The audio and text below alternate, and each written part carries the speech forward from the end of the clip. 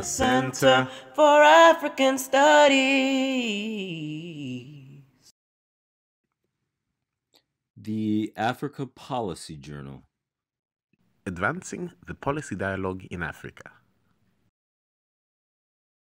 The MIT Africa Innovate Conference, 2019. Hi, I'm Katherine Townsend for the Africa Policy Journal. I'm here with Thione Niang. He is the founder of Just Zone Farm and AKON lighting for Senegal. Thank you so much for joining us today. Thank you for having me. Thank you, it's a pleasure. So tell us a little bit about Gifzone and what your vision is there, what you hope it will get done. Well, Jefferson Farm is a response to some of the issues that I've looked at. A few years ago, I came home in Senegal, and I was eating our local dish there, the chebujan. You've been to Senegal, probably eaten it. And I've noticed that most of the things in our food is exported, is imported from overseas. From the rice, we're getting it from Indonesia, Malaysia, etc. And then the oil is coming all the way from Ukraine and other countries. Most of the vegetables from Morocco, France, and etc. I said, well, I couldn't understand how that happened because we have the youngest generation in the world today in Africa.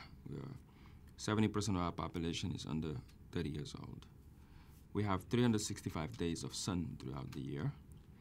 And if you take a country in West Africa, if you take a country like mine, it's in Senegal, we have flat land. Most of the country is very flat, so edible land, 60% of the country is edible. So I said to myself, there is something missing here. We should be feeding the world, not the world should be feeding us. But to me, most of the time, people complain about issues in our countries, but usually waiting for somebody else to do it. To me, we've always can create a small change in a small area that we are and start to build it up from the ground up, hoping that it can be bigger. So that's why I went into farming. I bought a farm and started farming myself. The first thing was to make sure that I feed myself and my family from something that I grow or that is grown near my farms locally and naturally, also organically. Next thing you know, it was catching up, and then now not only I'm self-sufficient, but people around me, but also we're opening stores in Dakar, restaurants, and also doing home delivery to homes in Dakar and other regions like Kaolack to the food that we grow. Now the Gifzone is planning to do more in Africa, not only Senegal, but in the Gambia and other countries that we're planning to extend it to. This is what got me into farming. Is it hard to be a farmer? Not really. I think there is challenges like everything else. It's very expensive when you start for investments, but it's rewarding. It's healthy. It's a blessing to be around the trees, the vegetables, but also the animals around. And I think I find pleasure myself to doing farming because it's something I never had imagined to do, but now I love everything I'm doing now. This is the thing I love the most, which is going into the farm and also just being able to, when I'm eating on the table, I can see that what I'm eating, we work for it, we made it happen. Because most of the time the food we're getting from overseas are frozen, putting into the plane or the boats to come into Senegal, the ships, it takes you a long time and it's all frozen. We don't know where's that coming from, who's making them, what kind of chemicals they're putting into it. And it's now bringing a lot of, disease in Senegal and West Africa everywhere. You got cancer, all kinds of things that we didn't used to have, high blood pressure, etc. Because our ancestors usually, they used to grow their food, but now everything is frozen in Senegal. We are a coastal country, and you can see that fish used to be so cheap, everybody could eat it. Now, it's cheaper to eat chicken that is brought in from overseas than to get fish next to us. It's another topic because now we have China and other countries and Russia and etc. coming in to take most of the fish away. And because of those licenses given up by governments and etc., the country is being fed by other countries shipping in food in the country. So this is why I'm fighting to make sure that the young people go back into farming and then we can occupy that space that was so empty, which gave the reason to many investors to come in and invest in the food industry in Africa. And so you mentioned that you're excited about bringing young people in. So are you finding that there's receptivity? Are people interested? Are the youth interested? There's a lot of receptivity because of a couple of reasons. The first one is because there was a lot of farmers in our countries, but it's very difficult for farmers to have access to market. They cannot compete with these big, giant, industries that are coming into that space, like Auchan, if you look at Senegal and etc. And the second piece is that agriculture usually is looked at in Africa. If you look at the villages that are doing them, it's tied into poverty. We look at it as well as poor people doing that. So it's the reason why many of the young people who grew up on those farms, when they migrate from the villages or the townships to go to the capitals, the big cities, they don't want to go back into farming. They don't want to take over their family farms and all those things. And it's happening also in other countries, even in the United States here. I see that the farmers are getting older and we don't have younger farmers taking over. But in Africa it's harder because they do not want to get into going back into the misery they left behind. So now our goal, people like us, me personally, is how can we make farming an attractive thing that young people can say, me too, I'm a farmer. Then they can have access to the market, which we were missing, but also be proud that they are feeding their country. They are participating in what's controlling the future of their country. Because I truly believe that we don't have no independence, ones don't have it, unless you can feed yourself. And this is something that I'm taking on, and I'm hoping that, more young people like us who travel the world, who've done great things around the world, and who got certain influence can go back into farming to kind of make it something, kind of sexy for young people. And speaking of sexy, it's biofarming, right? It's organic. You have it's all organic. Yeah. It's bio. In my farm, there's nothing chemical. We don't use any chemicals there. And another thing I tied into it just because of I believe in making sure that we stay healthy. Yeah. Because healthcare is very expensive back home, and very difficult to see a doctor when you're sick. And you have majority of the population who are working every day just to make ends meet, $2, $3 a day, and then when you get sick, it's difficult to get medicines and etc. So to avoid that or to work towards that, we want to make sure that people stay healthy. And the best way you can do it is to make sure what they eat is healthy. I can remember my grandfather lived up to 104 years old. And all he used to eat is just like regular things that they used to grow themselves. But now the lifespan in Africa and Senegal is very short because of the food that we eat. And that's why I made sure that in my farm it's all organic, and then there's no pesticides. Everything we use is great, is green, so that can help with the environment, but also on the healthcare system in the country. So you're seeing the agriculture system, the healthcare system is completely they're tied into it together. We cannot talk about health without talking about the food industry. Yeah. I think those two goes together. There is an economy in both too, both in the food industry, but also there's in the healthcare system. We see it in America, how big the pharmaceutical companies is and also the food industry. But if you only follow the money and don't regulate, that's where government comes in, where things become green, where we care about the people that are consuming, and we protect them through the big industries, then you're getting a bigger problem when it comes to the healthcare system. Now you're getting more people sick, that you have less workforce, but also more expensive bills to pay and to keep your people healthy. So this is something that's really, I'm believing that government policy and the work needs to be thinking about on how we can allow big companies to come in and just do anything they want to just get money, but while they're doing that, they're getting people sick. So it's a big education that we have to do, and I think the biggest way to educate people, the way to show them, is to show them by example. I could have been in America and just enjoy the success that we were able to do through our projects, Econ Lighting Africa and all those things, but to me, I had to show by example. I had to come back home, go in the countryside, create farms, and then to show that we can do it individually before we expect it from government. It can come from us because we are the government. Yep. Yeah. The people are the government. Of course. So just one more is you talk about the role of the big corporations, but now your company is getting more successful and it's expanding to other countries. So as you're expanding, how do you ensure that this ownership that it's by the country, for the country, by the people, for the people, that's staying as it continues to expand? It is it's a good question because it happens very quickly. But to me, I always make sure that the local young people, because through my nonprofit organization, Give One Project, that's been now in 34 countries, I've been training a lot of young people into leadership, entrepreneurship. And I'm diverting a lot of it also into agribusiness, to bringing them into the business side of agriculture. Because most of the young Africans, when they hear agriculture, just think about just going into the land and getting hard labor. But there's so much business into that. It's marketing, you can do, trade, you can do all kinds of stuff into agriculture, right? So I'm making sure in each country that we're going in, we hire the young local people and we transfer the knowledge that we gain through it. Partnership is important, but we have to make sure that the partnership we're doing with, in the long term, it will happen. It will be always empowering the local young people so they can take over the project and drive it because they understand the real needs in those countries. It is business.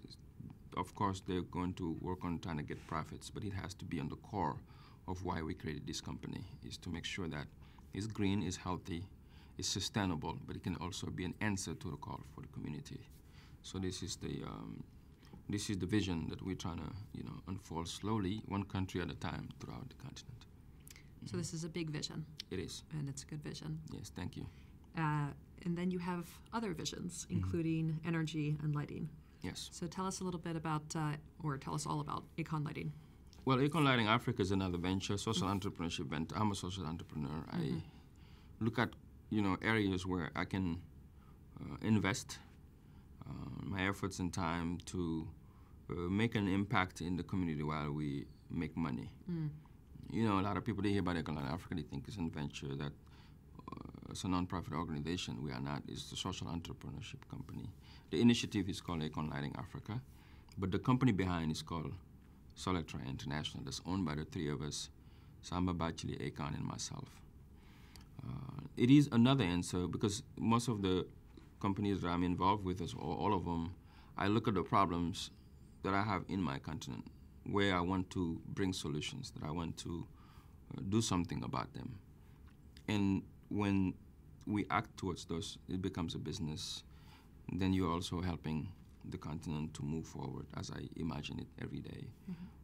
So Econ Lighting Africa, growing up in Africa, myself in Senegal, I grew up through poverty, so we didn't have electricity in my home, in my house. So my grandfather used to wake me up very early just to study because the night before I didn't have electricity. So it stayed with me. Even coming to the United States, I always thought about the millions of young people who live in Africa currently, living the same or worse conditions that I lived growing up, right? So I always thought about what can I do to make sure life is better for them, and they can have a better chance than me. They can have the access to education, to energy, and be able to study their lessons, and so they can compete later on with young people here in Harvard like you. But because it's difficult to compete when you are not that level. The fundamental things you cannot meet yet, which is having electricity at night. So when Econ and I met in 2013, we decided we wanted to join our hands together. I invited Econ to Washington to come to my program I had in the White House there, Give One Project program I do every year for 8 years of President Obama's presidency. I bring 200 young people there to train them on leadership, entrepreneurship, and etc. So Econ was very impressed with the work. He asked that we should join hands to do something. So I told him, listen, I think we can really go into energy and do something. But the problem is, I didn't know anything about energy. Econ didn't know anything about energy, but we had to look for partners who can help us to take the venture on. So I went to look for another friend of us who's already ahead of us in that game.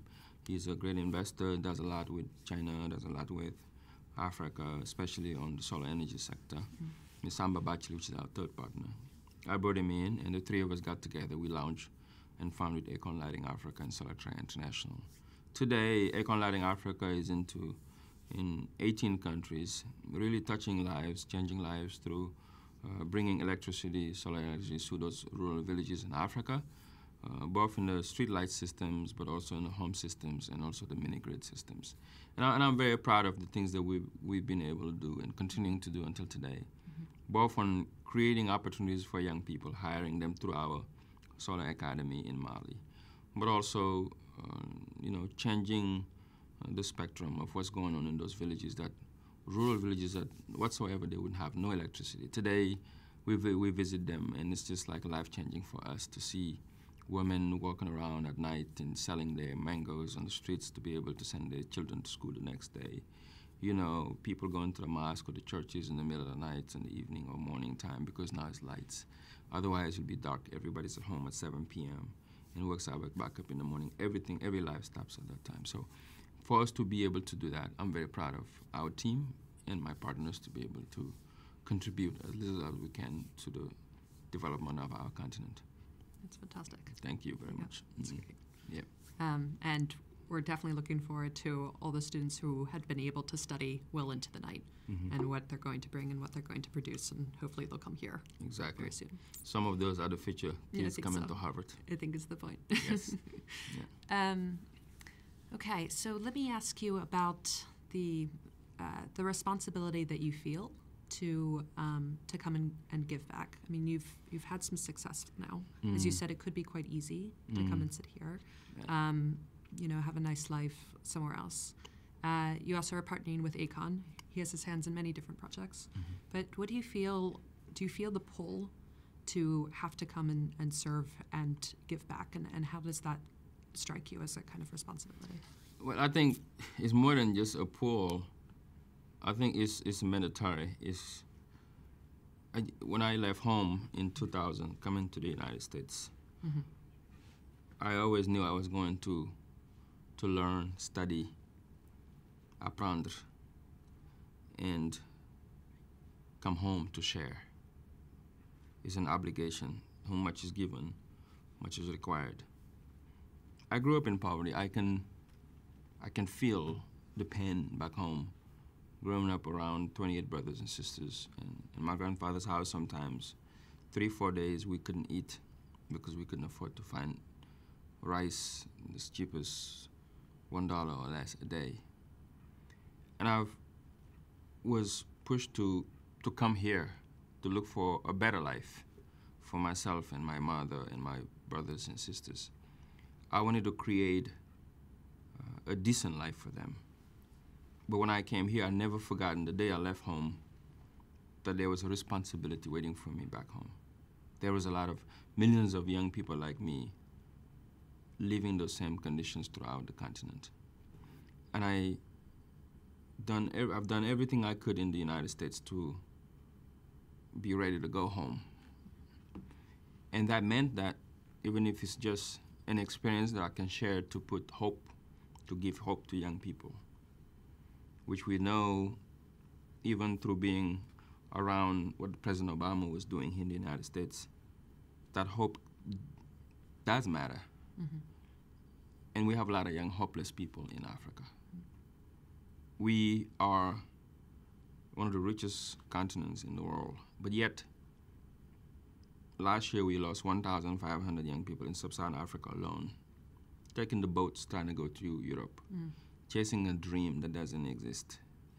Most of those young people, 1,500 of them died in the ocean, hopeless. And this, we, who was given the opportunity to create a life for ourselves, have also a sense of responsibility to come and create conditions where our people, the young people, can benefit from the natural resources of our own continent. They can have a better education. They can have the same education that you have here in Harvard. Even if they have to get it elsewhere, they can come back and serve their country. The women in my neighborhoods can afford now to go to the doctors and not worrying about having $200, $300 to be able to see a doctor. The families like mine can afford $1 a day to eat clean water, they can have access to energy. Those are real issues that are waiting for my generation to face. And as President Kennedy said, this fierce urgency of now. There is something that's an urgency that every African, every young African, wherever you are in the world, especially the diaspora, need to think about every single day. Because Africa will not change until people like us can come back and bring our peace into what will change it. So this is why you see the need for me to get involved in so many projects in the continent. And I'm very, blessed and grateful to the tools that the United States has given me. America allowed me to excel, to show my skills, to exercise what I could. From nothing, I just came to this country with $20 just in 2000. 8 years later, I was around President Obama, and now doing so much in the continent. And I don't think if I didn't come to America to have that drive from here, I would be able to do what I'm doing back home today.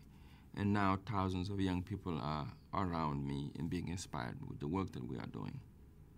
But it's not enough, because so many challenges is ahead of us.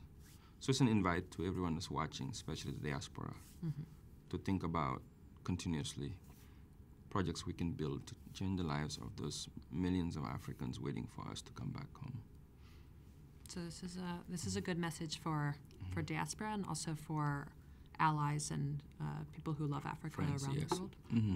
Yes. It's the kinds of partnerships, the kinds of roles that you'd ask people to play. And I'm curious if you can speak to what you would hope, what message you would send, or you would hope that they would do, that either diaspora partners or working together could be able to contribute to Senegal and to the rest of Africa.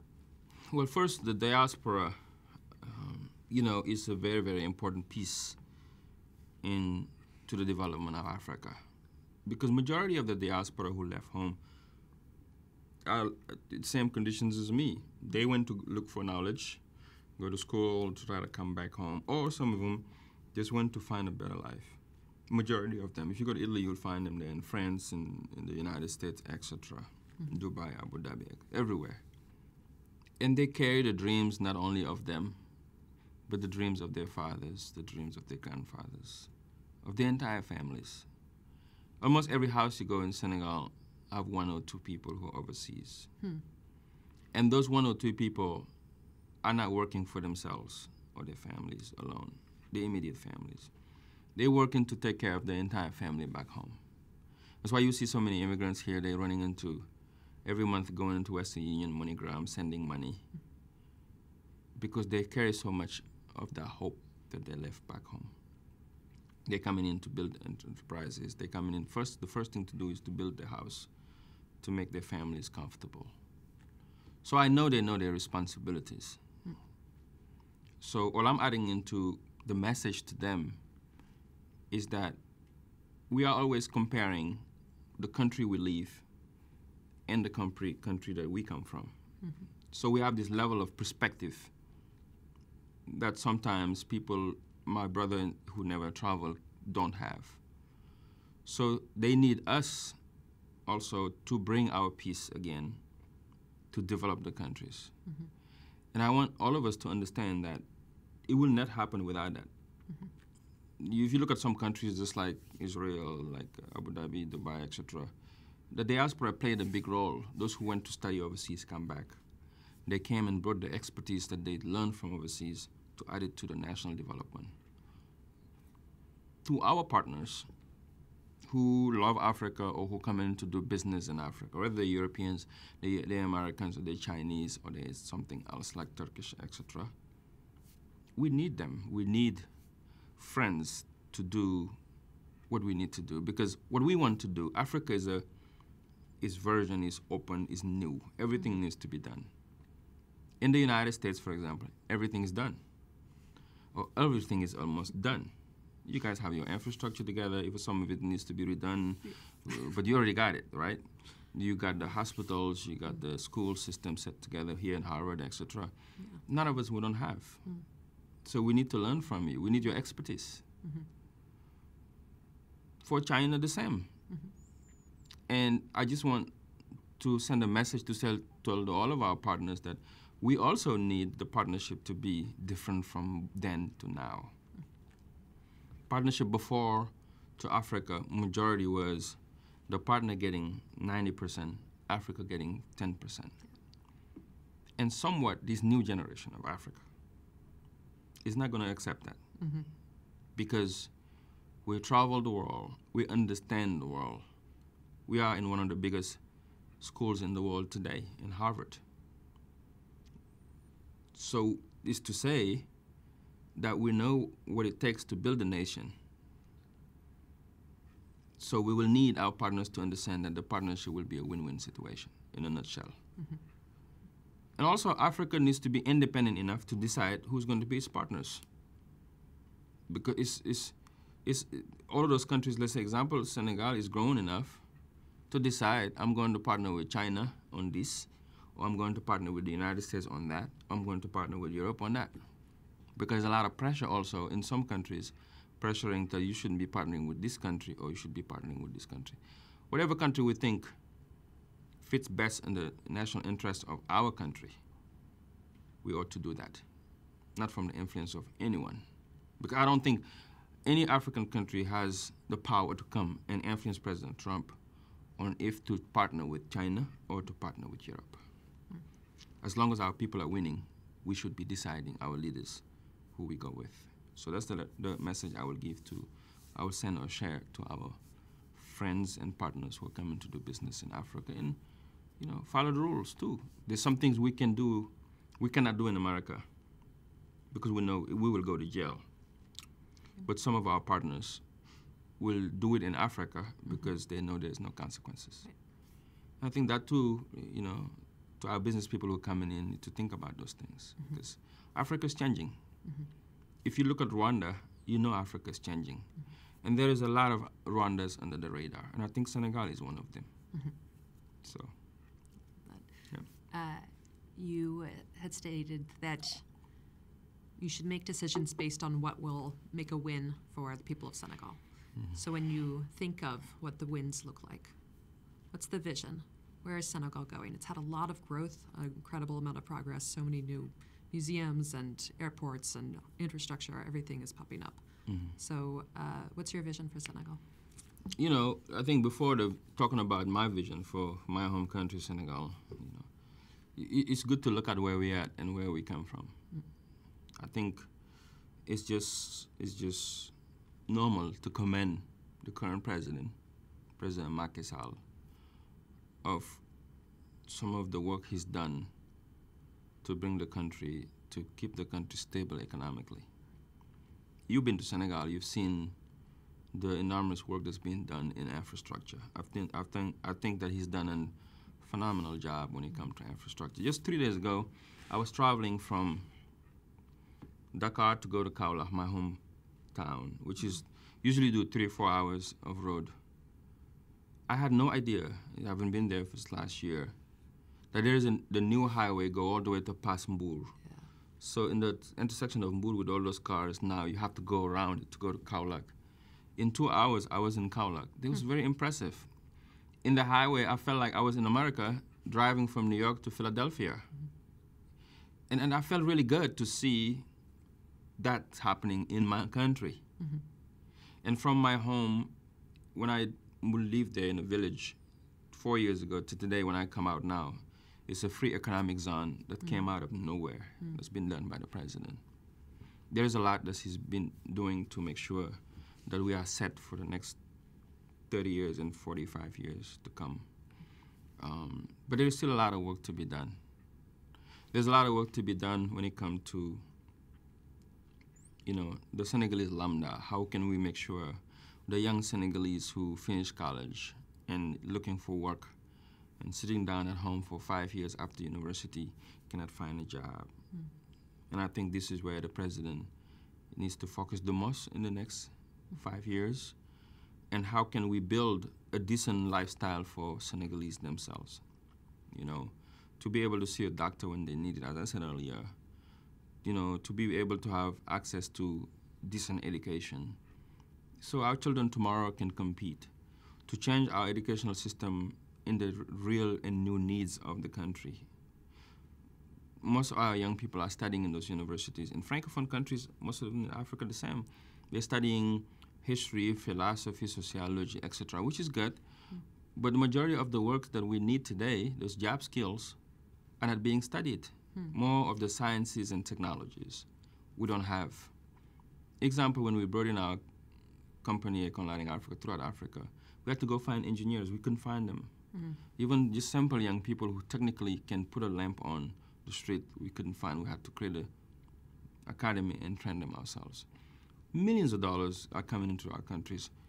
Lots of companies are coming in to invest, but sometimes the workforce is a big issue, so they have to fly people in to do the work. And this, I think government have to step in and create the conditions necessary for we can have young people who can take over their jobs and help create the conditions for their families. Because when there's job security and jobs available, people can live better, you know, and you know, the economy can roll. And then we have now young people who stay in the country instead of traveling overseas. Especially that right now, you probably heard Senegal is going to be producing oil and gas, which is good, but again, we need to prepare our people, because if you look at Dubai and Abu Dhabi, the good thing that they did in Qatar, etc., was they send their young people to come to Texas and study. They come here in Harvard, you know, they went to London and France.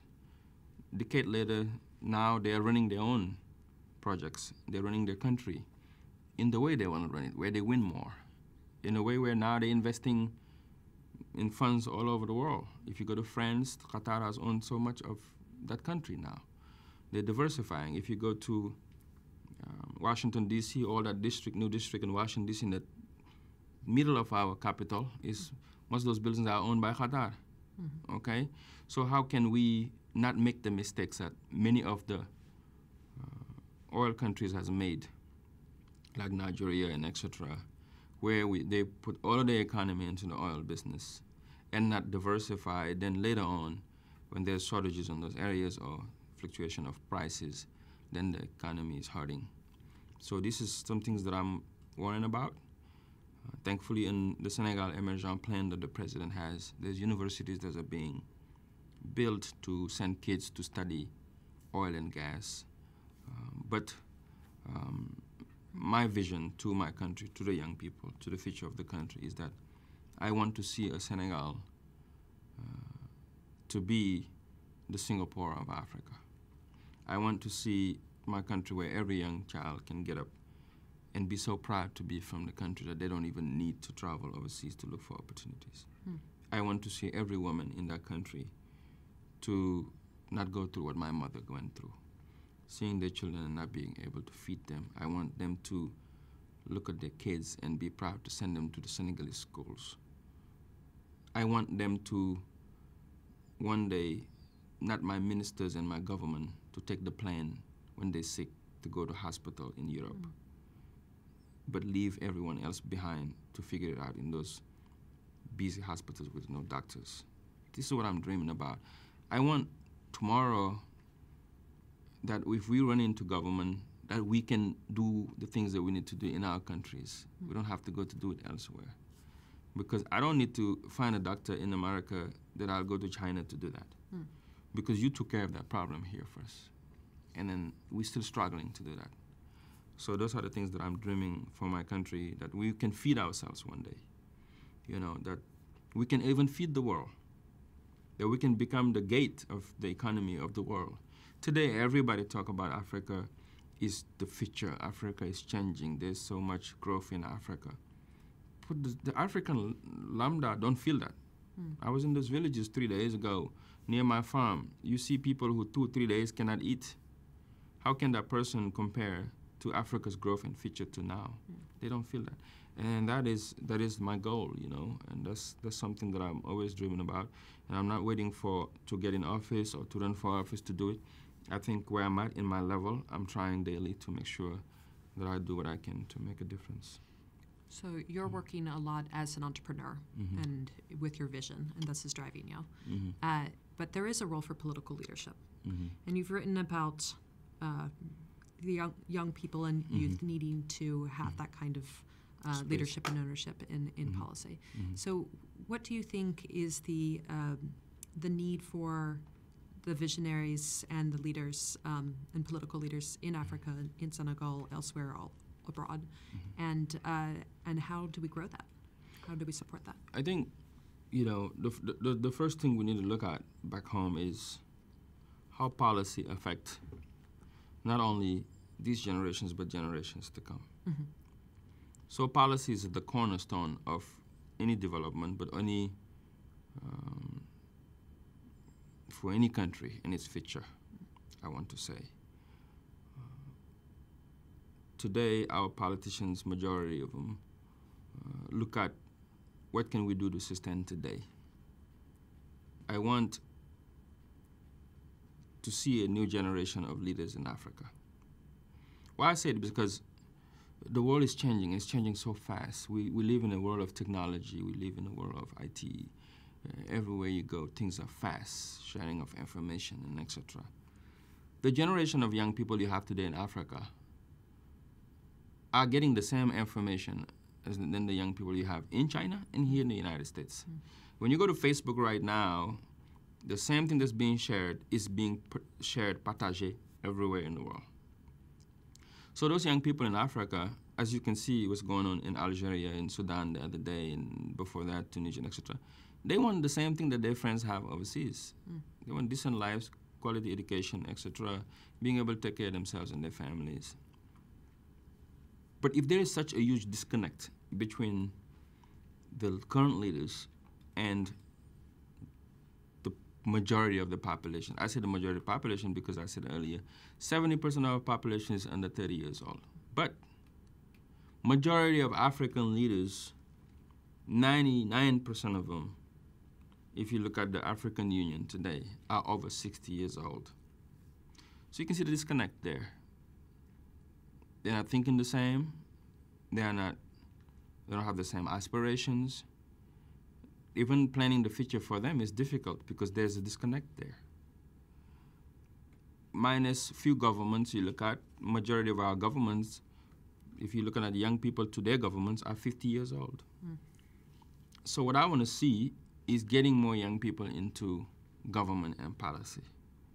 Because when you have young people involved, you can be restful that you will have more energy, you'll have more innovation, they will create more. Then we can have the elders, as we always do in Africa, we always respect the elders' position, around to advise from their expertise and from their experiences, those young people to take over the future of those countries.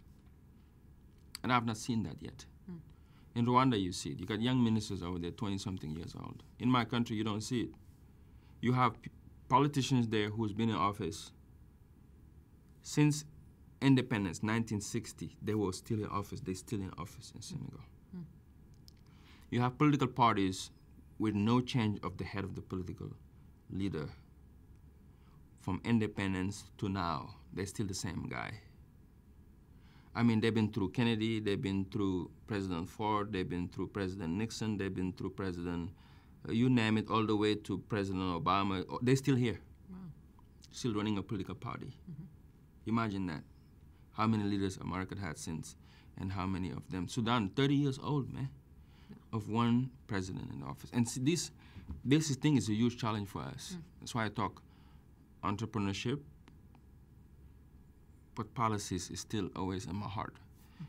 Because I know no matter what we do in business, if the politics don't follow, you have no future of what the country can do. Because government will dictate the playing field of economy. So there's no business without government, but there's no government also without business. We need both of them. And we need young people at the core, capable young people at the core and the center stand of all of that. So definitely, I root for getting more young people involved in politics and in policy. That's great. You have talked about Rwanda and how much Rwanda has grown. And Rwanda is also the first country, I believe, to have more than 50% of its women, or 50% of its parliamentarians be women. Exactly. So what lessons do you draw from that? And what do you say the role of women is in leadership for the continent? I think that it should be just like what Rwanda is doing. And it's funny because in Senegal, it's been a law for a very long time that's equitable, where in Congress it should be 50-50 women and men. But this past few years, it's not applicable. And I think that was a beautiful law because then now you give chances to everyone, not because of their genders. You know, discrimination that's going on a lot in Africa. Many of our governments, they look at women as, you know, they can help, but they shouldn't lead, which I think is wrong. Because we've seen those countries who's adopting that are doing way better than those countries who are not doing it. We need to push for more women in the table and in leadership positions, and then young people in the table in leadership positions. If we got those two, I think with everything Africa's going on now, we can be such in a better position, and that's what's missing. Most of my work is centered around that. I'm doing a lot of empowerment on women, young women, and also on young people to give one project this past 15 years. And some of them are getting into office, some of them are into business, some of them are entrepreneurs today. But I'm pushing so much for some of them to run for office because we need them at the forefront of what will move our countries forward. So, Thione, you've been running events and running trainings at the White House. You just spoke at Tufts last night. You're heading to MIT tomorrow. How do we get you to come to Harvard and spend some of your precious time here with us? Well, we'll see. I would love to. I'm looking at, you know, taking some downtime will be very difficult for me, but we'll look into it. I'm very open to come back here to Harvard. I came here 3 years ago at the Africa Summit, and I was very quick, 1-2 days, gone again, and I'm here and again till Tuesday.